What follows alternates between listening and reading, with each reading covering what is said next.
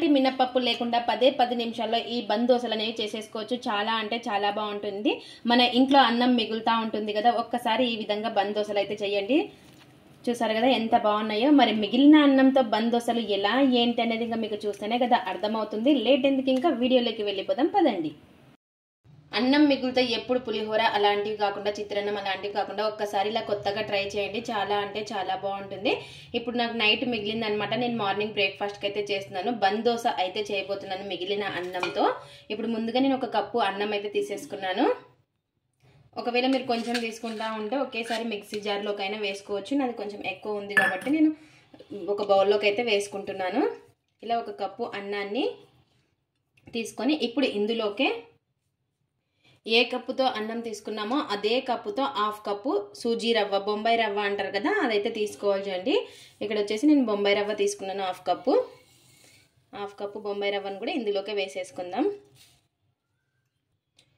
1/2 cup Bombay రవ్వ, అలాగే 1/2 cup బియ్యం పిండి, పొడి బియ్యం పిండి అయితే తీసుకున్నాను చూడండి. అన్ని బొంబాయి రవ్వ 1/2 కప్పు, పొడి బియ్యం పిండి కూడా 1/2 కప్పు అయితే వేసుకుంటున్నాను. ఇప్పుడు మొత్తం ఒకసారి కలిపేసుకుందాము.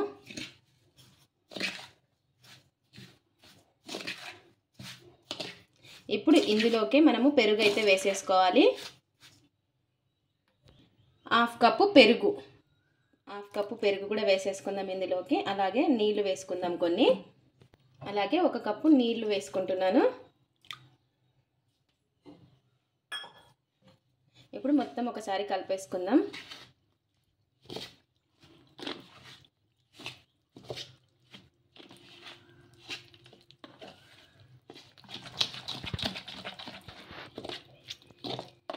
ఇలా కలిపేసుకున్న దాన్ని ఇంకా ఒక మిక్సీ జార్లోకి అయితే వేసుకొని మిక్సీ పట్టేసుకోవాలి. ఇప్పుడు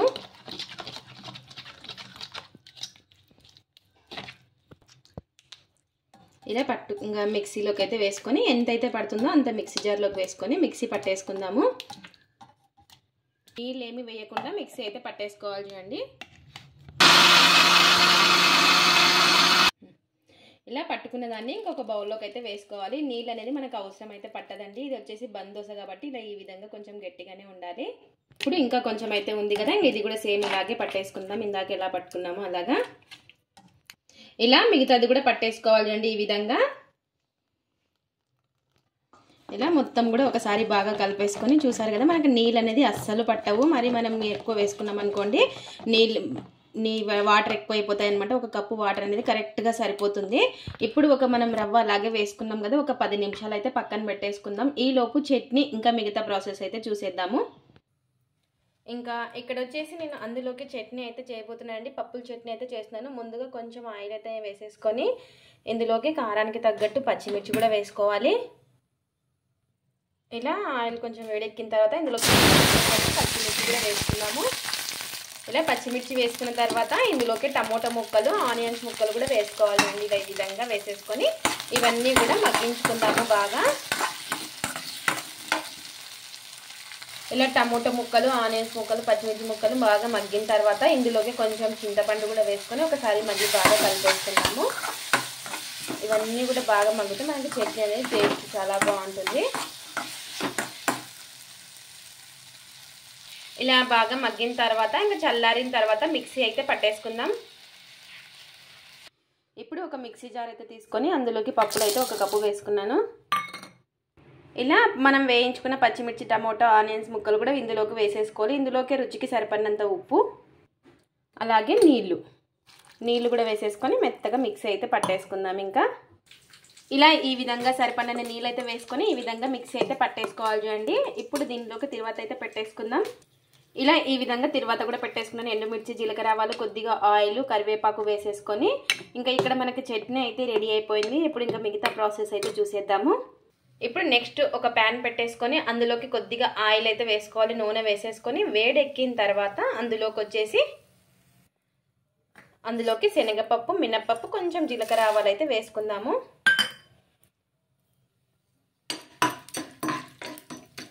ఇవి కొంచెం ఫ్రై కానివ్వాలి. ఇలా ఫ్రై అయిన తర్వాత ఇందులోకి చిన్నగా కట్ చేసి పెట్టుకున్న ఉల్లిగడ్డ ముక్కలు, ఆనియన్స్ ముక్కలు కూడా వేసేసుకొని ఒకసారి బాగా కలిపేసుకుందాము.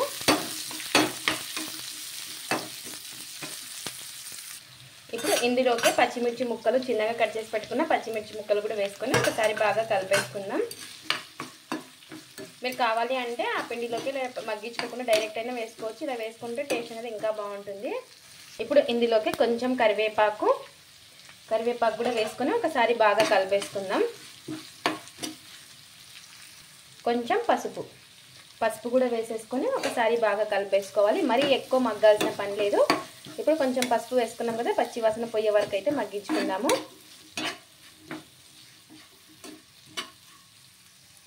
ఇప్పుడు గ్యాస్ అయితే ఆఫ్ చేసేసుకుందాము. ఇలా కొంచెం చల్లారిన తర్వాత మనం మిక్సీ పట్టి పెట్టేసుకున్నాం కదా, ఆ పిండిలోకి అయితే వేసేసుకోవాలి. ఇప్పుడు చల్లారిన తర్వాత అయితే వేసేసుకుందాం. ఇంకా ఇక్కడ వచ్చేసి మనకు 10 నిమిషాల తర్వాత అయితే రవ్వ కూడా నానిపోయి ఉంటుంది చూడండి. మనకి ఇంకా కరెక్ట్గా సరిపోతుంది. చూసారు కదా, మనకు బ్యాటర్ వచ్చేసి ఈ విధంగా ఉండాలి. ఇప్పుడు మనం మగ్గించి పెట్టేసుకున్నాం కదా, ఇదైతే వేసేసుకుందాం ఇందులోకి. ఇప్పుడు ఇందులోకి రుచికి సరిపడినంత ఉప్పు, అలాగే 1/2 టీ స్పూన్ అంత వంట సోడా. ఇన్స్టెంట్గా చేస్తున్నాం కాబట్టి వంట సోడా అయితే 1/2 టీ స్పూన్ వేసుకుందాము. 1/2 టీ స్పూన్ అంతా వంట సోడా కూడా వేసేసుకొని మొత్తం కలిసేలాగా కలిపేసుకోవాలి చూడండి. ఈ విధంగా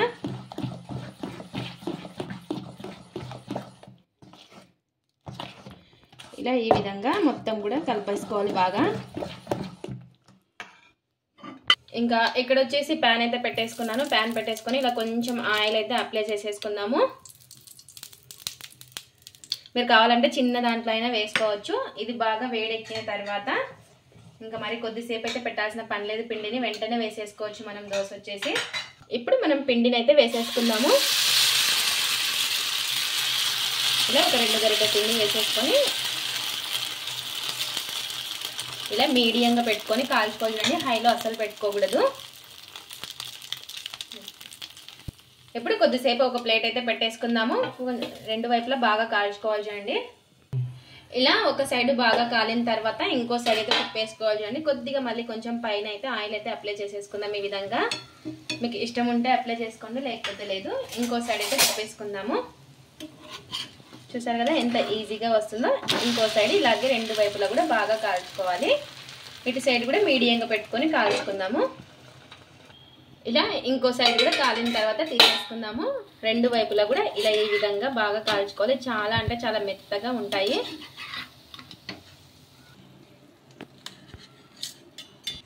ఇలా ఈ విధంగా ఇంకోటి కూడా ఇలాగే వేసేసుకోవాలి అండి.